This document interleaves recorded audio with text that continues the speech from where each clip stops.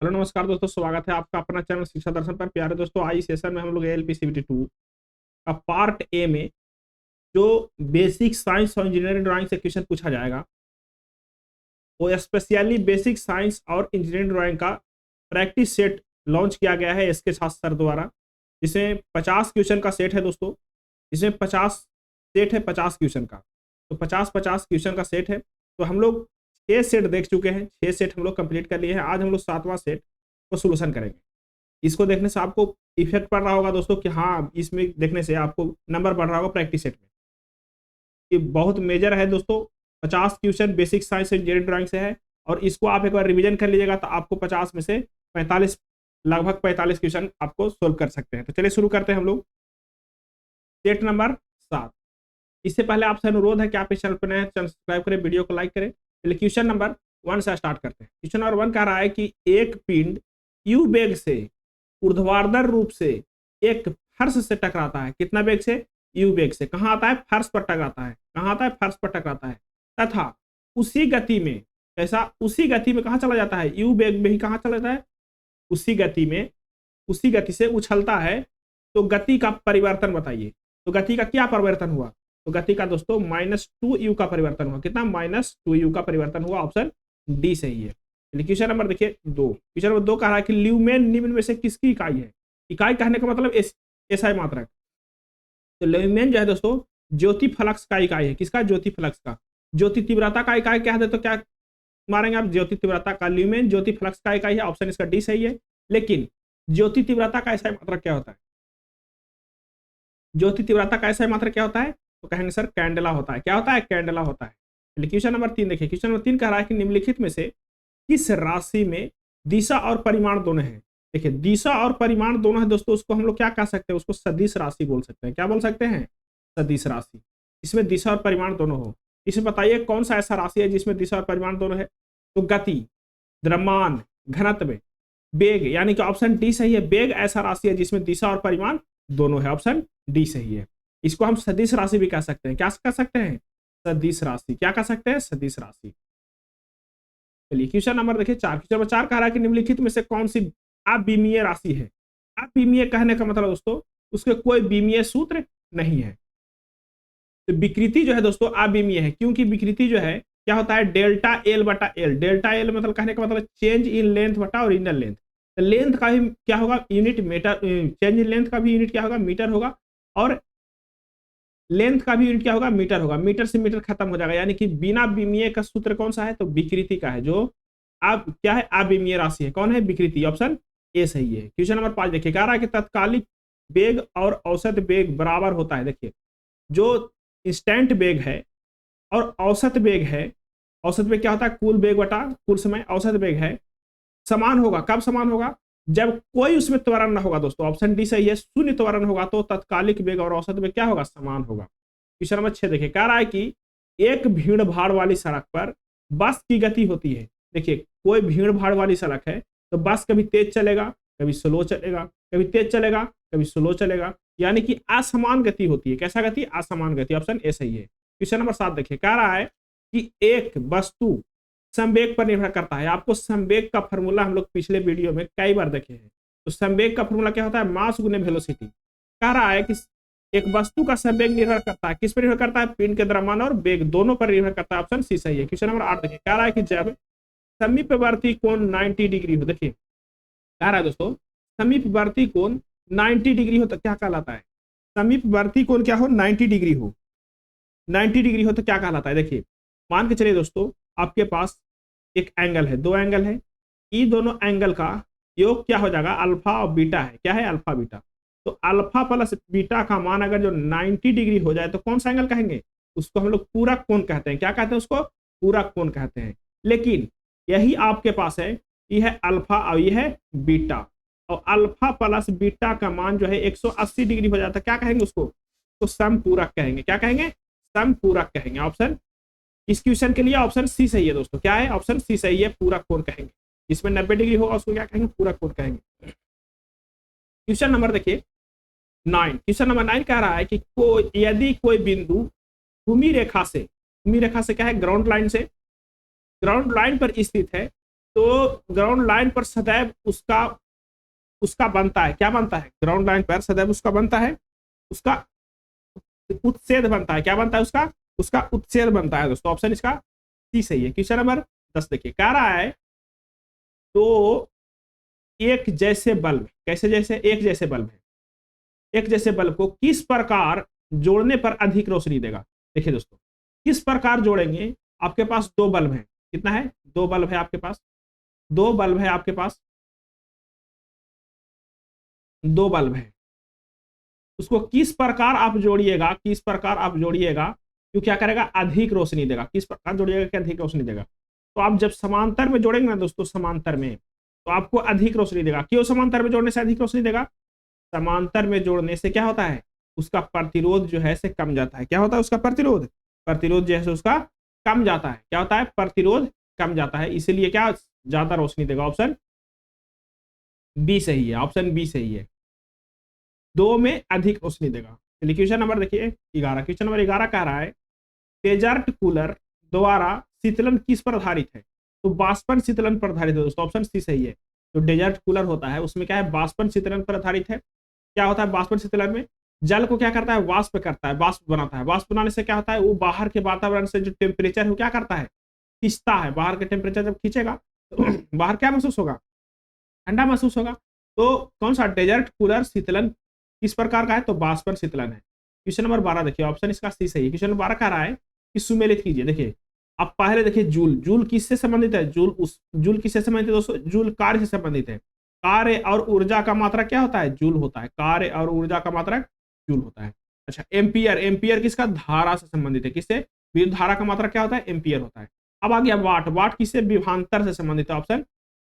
अच्छा अब आता है वोल्ट, सॉरी वाट जो है दोस्तों, वाट जो है किससे संबंधित है, सामर्थ्य से संबंधित, शक्ति से। वाट किससे संबंधित है, शक्ति से संबंधित है। वोल्ट किससे संबंधित है, तो विभवांतर से संबंधित है। अच्छा अब बच गया क्या, कैलोरी, कैलोरी जो है किससे संबंधित है, तो उष्मा से संबंधित है। कैलोरी किससे संबंधित है, उष्मा से कैलोरी संबंधित है। तो ऑप्शन कौन वाला सही हो रहा है, आप कमेंट करके जरूर बताइए कि हाँ सर ये वाला ऑप्शन जो है सही हो रहा है। चलिए कमेंट करके आप जरूर बताइए। क्वेश्चन नंबर देखिए 13, क्वेश्चन नंबर 13 कह रहा है गतिज ऊर्जा और स्थितिज ऊर्जा को सम्मिलित रूप से कहा जाता है, क्या कहा जाता है उसको, तो यांत्रिक ऊर्जा कहा जाता है। ऑप्शन इसका सी सही है। गतिज ऊर्जा और स्थितिज ऊर्जा को सम्मिलित रूप से क्या कहते हैं, यांत्रिक ऊर्जा कहते हैं। क्वेश्चन नंबर 14 देखिए, कह रहा है कि यदि किसी गतिमान वस्तु का संवेग p एवं द्रव्यमान m हो तो p m पदों की गतिज ऊर्जा क्या होगा। देखिए दोस्तों, कह रहा है कि कोई भी यदि किसी वस्तु का गतिज ऊर्जा, गति का संवेग p हो, काइनेटिक एनर्जी निकाल लेते हैं पहले। काइनेटिक एनर्जी क्या होता है, 1/2 mv², क्या होता है 1/2 mv²। अच्छा अब हम लोग संवेग को भी देख लेते हैं, संवेग क्या होता है, mv होता है। क्वेश्चन में क्या कह रहा है कि संवेग p एवं द्रव्यमान m, तो p एवं m के पदों में गतिज ऊर्जा क्या होगा। देखिए p एवं m के, तो क्या है दोस्तों, mv है, तो इसको हम m भी, फिर एक और एक्स्ट्रा भी है v² है, तो इसमें हम एक और m कर देते हैं, इसमें हम एक और एक्स्ट्रा m ले लेते हैं, इसमें भाग दे देंगे, यानी कि m² इंटू v² बटा में तो 2 है, एक और m से बटा भाग दे देते हैं। जैसे ही इसको काटेंगे तो फिर हो जाएगा mv²। इसका मतलब है दोस्तों, इसका मतलब है ऊपर क्या हो जाएगा, p² हो जाएगा। mv का मान क्या है, ऊपर क्या हो जाएगा, यहाँ पे हो गया mv के स्क्वायर बटा में कोची 2m, बटा में कोची 2m, यानी p² बटा 2m। ऑप्शन कौन सा सही है, ऑप्शन इसका डी सही है। चलिए क्वेश्चन नंबर देखिए 15, क्वेश्चन नंबर 15 कह रहा है दोस्तों कि आप एक कॉइल स्प्रिंग को कंप्रेस करते हैं। आपके पास क्या है, कॉइल स्प्रिंग है। कौन सा स्प्रिंग है, कॉइल स्प्रिंग है। इसको आप क्या किए, फोर्स लगाए, ऊपर से लगाए, नीचे से लगाए, तो इसको क्या कर दिया आप, कंप्रेस कर दिए। क्या कर दिए, कंप्रेस कर दिए, छोटा कर दिए। तब बताइए, तो आप उस पर काम करते हैं, कंप्रेस करते हैं, तो आप उस पर काम करते हैं, तो प्रत्यास्थ स्थितिज ऊर्जा को क्या करते हैं, जिसमें प्रत्यास्थ स्थितिज ऊर्जा है, इसको क्या करते हैं आप, बढ़ाते हैं। क्या करते हैं उसको, हम लोग क्या करते हैं, उसे कंप्रेस करके बढ़ाते हैं। ऑप्शन सी सही है। क्वेश्चन नंबर 16 देखिए, कह रहा है कि एक बंद मार्ग पर संरक्षित बल द्वारा किया गया कार्य क्या होता है, तो शून्य होता है दोस्तों। क्या होता है, शून्य होता है। ऑप्शन इसका सी सही है। क्वेश्चन नंबर 17 देखिए, कह रहा है कि 10 किलोग्राम वजन वाले सूटकेस को उठाकर प्लेटफॉर्म पर खड़े यात्री द्वारा किया गया कार्य क्या होता है। देखिए दोस्तों, कोई भी वजन है उसको आप 90 डिग्री पर उठाइएगा, कितना डिग्री पर, 90 डिग्री पर, तो किया गया आकार क्या होता है, 0 होता है। ऑप्शन कौन सा सही है, ऑप्शन इसका बी सही है। क्वेश्चन नंबर देखिए 18, कह रहा है निम्नलिखित में से किस स्रोत का भारत में बिजली उत्पादन में सबसे बड़ा हिस्सा है। तो भारत में दोस्तों तापीय ऊर्जा से जो बिजली उत्पादन होता है उसका बड़ा हिस्सा है। ऑप्शन कौन सा सही है, ऑप्शन इसका बी सही है, तापीय ऊर्जा, थर्मल पावर प्लांट से। क्वेश्चन नंबर 19 देखिए, कह रहा है कि जल का अधिकतम घनत्व कहाँ पे होता है। तो जल का मैक्सिमम घनत्व होता है 4 डिग्री सेल्सियस पे। कहाँ पे होता है दोस्तों, 4 डिग्री सेल्सियस पे मैक्सिमम घनत्व।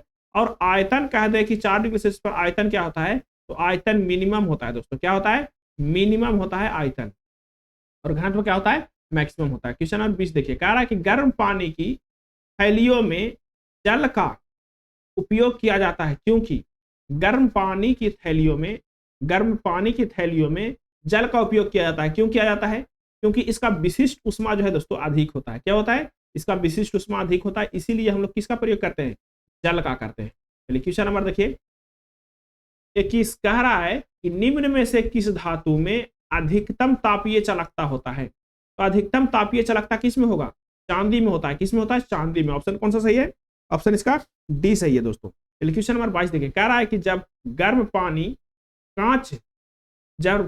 कांच के गिलास पर छिड़का जाता है तो वह टूट जाता है। क्यों टूट जाता है दोस्तों, क्योंकि कांच जो है अचानक क्या होता है, कांच जो है से अचानक फैलता है और फिर क्या होता है, सिकुड़ता है। क्या होता है, सिकुड़ता है। ऑप्शन कौन सा सही है, ऑप्शन इसका बी सही है। चलिए क्वेश्चन नंबर देखिए, क्वेश्चन नंबर 23, कह रहा है किसी चालक प्रतिरोध में 100 ओम, कितना ओम, प्रतिरोध आर दे रखा है आपको, कितना, 100 ओम, 100 ओम। तो चालकता क्या होगा, तो हम जानते हैं दोस्तों कंडक्टिविटी यानी कि चालकता, चालकता चालकता चालकता होता है दोस्तों 1/r। क्या होता है, 1/r। तो इस क्या होगा दोस्तों, 1/100 हो जाएगा, यानी कि 0.01 माहो होगा। कहा होगा, 0.01 माहो होगा। ऑप्शन डी सही है। क्वेश्चन नंबर 24 देखिए, कह रहा है जब तार की लंबाई दोगुनी हो जाती है तो एमीटर रेटिंग क्या देता है। देखिए जब तार की लंबाई को हम क्या कर देंगे, दोगुना कर देंगे दोस्तों, तो रेसिस्टेंस भी क्या हो जाएगा, दोगुना हो जाएगा। तो आपको पता है जब रेसिस्टेंस दोगुना हो जाता है तो धारा आई जो है क्या हो जाता है, आधा हो जाता है। तो एमीटर कैसा देगा रीडिंग, तो एमीटर आधा रीडिंग देगा, हाफ रीडिंग देगा। क्वेश्चन नंबर देखिए 25, कह रहा है कि 8 समान प्रतिरोध को श्रेणी क्रम में जोड़ने पर, कौन सा क्रम में जोड़ते हैं, श्रेणी क्रम में, श्रेणी क्रम में जोड़ने पर उसका तुल्य प्रतिरोध 48 आता है। देखिए आर इक्विवेलेंट क्या है, आप 8 प्रतिरोध जोड़ा, कैसे जोड़ा, श्रेणी क्रम में जोड़ा। कैसे जोड़ा, श्रेणी क्रम में, श्रेणी क्रम में जोड़ा।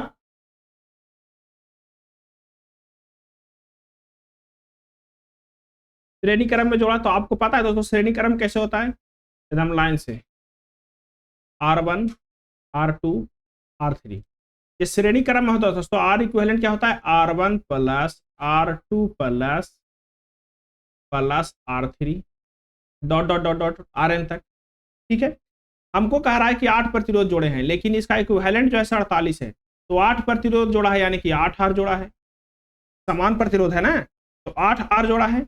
जैसे ही इसको काटेंगे तो क्या हो जाएगा, 6 हो जाएगा, 8 6 48, यानी कि R बराबर क्या, 6 ओम। कितना ओम, 6 ओम का प्रतिरोध है।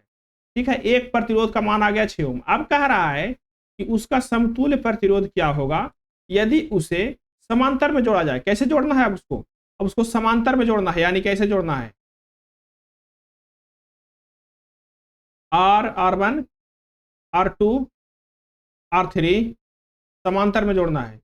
इसका आर इक्विवेलेंट क्या होता है, समांतर में R equivalent 1/R1 plus 1/R2 plus 1/R3 plus dot dot dot 1/Rn होता है। क्या होता है, 1/Rn, 1/Rn। अब इसको हम लोग कैसे करेंगे दोस्तों, जैसे ही इसको हम लोग,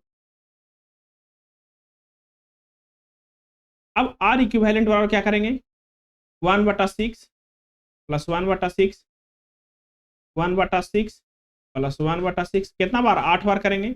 इसको आप सोल्व कीजिएगा तो एलसीएम 6 आएगा, ऊपर में 8 आएगा। इसको जैसे ही काटिएगा आप, इसको जैसे ही काटिएगा तो कितना, 4 और 3, यानी कि आर इक्विवेलेंट बराबर आ जाएगा 3/4 ओम। कितना, 3/4 ओम। ऑप्शन बी सही है। क्वेश्चन नंबर देखिए 26, क्वेश्चन नंबर 26 आपको कह रहा है, क्वेश्चन नंबर 26 कह रहा है, 26 कह रहा है, क्या कह रहा है क्वेश्चन नंबर 26, कह रहा है विद्युत बल्ब के एक फिलामेंट में, विद्युत बल्ब के एक फिलामेंट में 0.75 एम्पियर की विद्युत धारा कितना एम्पियर के 0.75 एम्पियर की विद्युत धारा 5 मिनट तक प्रवाहित होती है, तो विद्युत प्रवाह के माध्यम से बहने वाले विद्युत आवेश की मात्रा ज्ञात कीजिए। कह रहा है दोस्तों, आपको दे रखा है आई, दे रखा है कितना, दे रखा है आई 0.75 एम्पियर।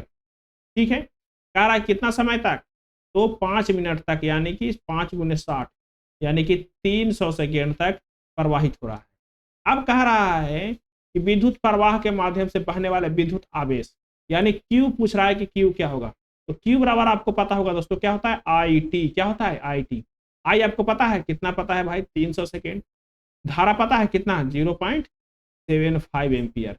जैसे ही इसको हटाएंगे कट जाएगा, ये 75 हो जाएगा।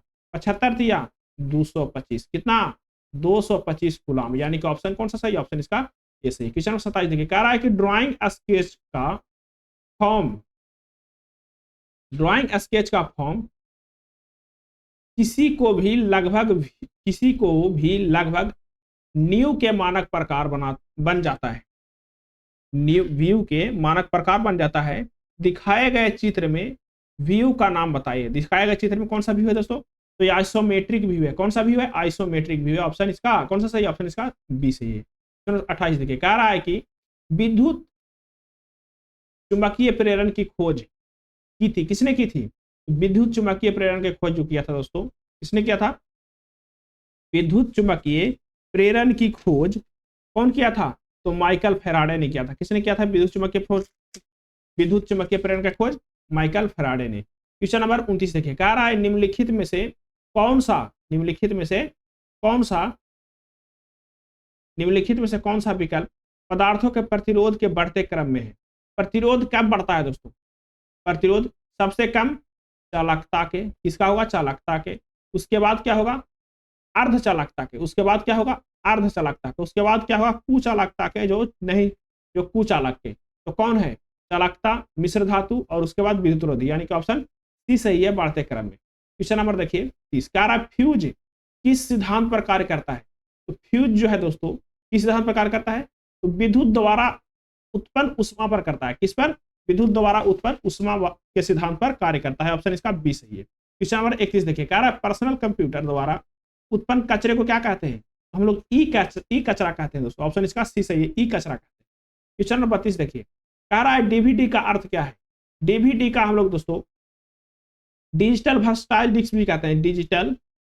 डिजिटल वर्सटाइल डिस्क भी कहते हैं। क्या कहते हैं, डिस्क कहते हैं। लेकिन हम इसको डिजिटल वीडियो डिस्क भी कह सकते हैं। क्या कह सकते हैं, डिजिटल वीडियो डिस्क भी कह सकते हैं। ऑप्शन सी सही है। अगर जो डिजिटल वर्सटाइल डिस्क नहीं है तो डिजिटल वीडियो डिस्क ही सही होगा। क्वेश्चन नंबर देखिए 33, कह रहा है कि परमाणु में निम्न 3 प्रकार के कण पाए जाते हैं। आपको पता है दोस्तों कि परमाणु के नाभिक होता है, और नाभिक में 3 कण होता है। कौन कौन होता है, एक होता है इलेक्ट्रॉन, कौन होता है इलेक्ट्रॉन, और कौन होता है प्रोटॉन, और कौन होता है न्यूट्रॉन। यानी कि ऑप्शन कौन सा सही है, प्रोटॉन, इलेक्ट्रॉन, न्यूट्रॉन। ऑप्शन इसका बी सही है। क्वेश्चन 34 देखिए, कह रहा है कि 2 समान द्रव्यमान की वस्तुओं की गतिज ऊर्जाओं का अनुपात कितना दिया हुआ है, 4:9। तो उनका वेग का अनुपात क्या होगा, तो आपको पता है क्या होता है, 1/2 mv²। तो वेग का अनुपात क्या होगा, तो 2:3 होगा। ऑप्शन बी सही है। क्वेश्चन नंबर देखिए 35। क्वेश्चन नंबर 35 कह रहा है कि विद्युत तारों में लगी आग को बुझाने के लिए प्रयोग किए जाते हैं। क्या प्रयोग किए जाते हैं, तो सीटीसी का प्रयोग करते हैं। किसका प्रयोग करते हैं, सीटीसी, कार्बन टेट्राक्लोराइड। क्या करते हैं, कार्बन टेट्राक्लोराइड का प्रयोग करते हैं। किसमें, विद्युत द्वारा लगी आग को बुझाने में। क्वेश्चन नंबर 36 देखिए, कह रहा है कि निम्न में प्रदर्शित भाग पी को क्या कहते हैं। तो पी को हम लोग ब्लेड कहते हैं दोस्तों, इसको हम लोग हेड कहते हैं। क्या कहते हैं, इसको हेड कहते हैं। ठीक है। क्वेश्चन नंबर 37 देखिए, कह रहा है कि मापनी 1:2 से आप क्या समझते हैं। देखिए दोस्तों, मापनी जो है से 3 प्रकार का होता है। कितने प्रकार के, 3 प्रकार का होता है। एक होता है फुल साइज, 1:1 रहेगा तो फुल साइज। इनलार्जिंग रहेगा दोस्तों, 2:1 है, यानी कि पहला अनुपात बड़ा है, छोटा कम है। दूसरा क्या है, कम है, तो इनलार्जिंग होगा। लेकिन पहला छोटा और दूसरा वाला बड़ा है, यानी कि 1:2 है, रिड्यूसिंग अनुपात है दोस्तों। क्या है, रिड्यूसिंग साइज। ऑप्शन इसका सी सही है। क्वेश्चन नंबर देखिए 38, कह रहा है कि स्क्रैच बुक का प्रयोग क्यों किया जाता है। स्क्रैच बुक का प्रयोग किस लिए किया जाता है, किस लिए किया जाता है स्क्रैच बुक का प्रयोग, तो ट्रेसिंग के लिए क्या आता है, किसके लिए क्या आता है, ट्रेसिंग के लिए आ जाता है, ऑप्शन इसका ए सही है। किसके लिए क्या आता है, तो ट्रेसिंग के लिए क्या आता है, स्क्रैच बुक का प्रयोग। क्वेश्चन नंबर 39 देखिए, कह रहा है कि किसी त्रिभुज में कोई भी एक कोण 90 डिग्री के बराबर हो तो उसे कौन सा त्रिभुज कहते हैं, उसको हम समकोण त्रिभुज कहते हैं। ऑप्शन सी सही है, उसको कौन सा कहेंगे, समकोण त्रिभुज। क्वेश्चन नंबर 40 देखिए, कह रहा है कि चतुर्भुज के चारों कोणों का योग क्या होता है दोस्तों, तो चारों कोणों का योग होता है 360 डिग्री। इसको हम बोल सकते हैं चार समकोण।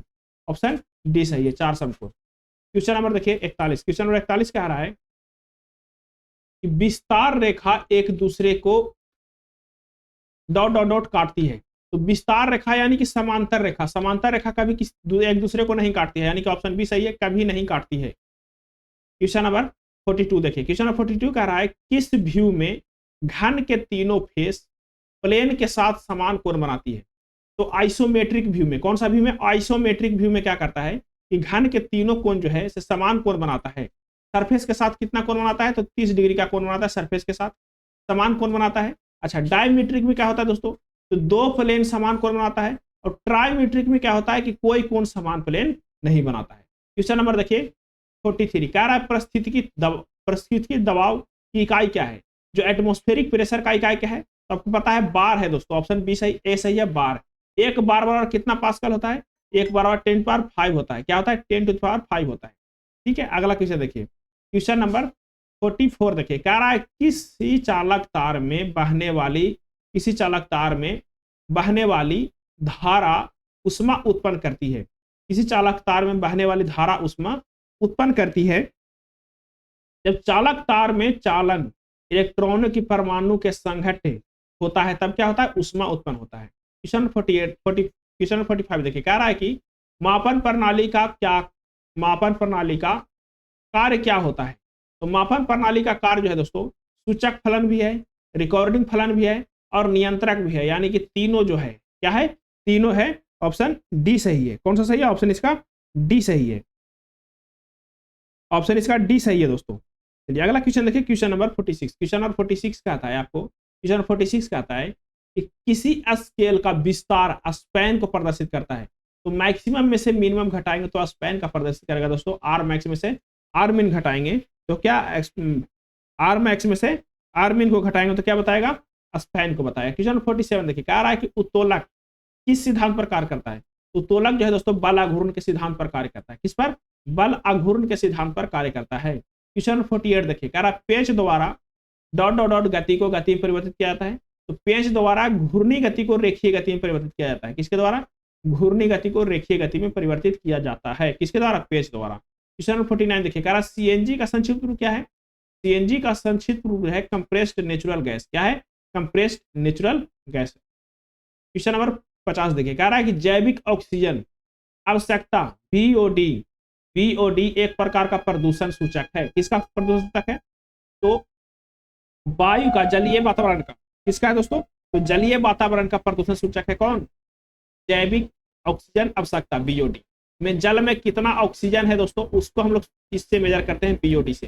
तो जलीय वातावरण का प्रदूषक सूचक है। तो चलिए दोस्तों, आज हम लोग सेट नंबर 7 जो है उसको कंप्लीट किए। मिलते हैं अगले सेट में, सेट नंबर 8 में। लास्ट तक देखने के लिए बहुत बहुत धन्यवाद।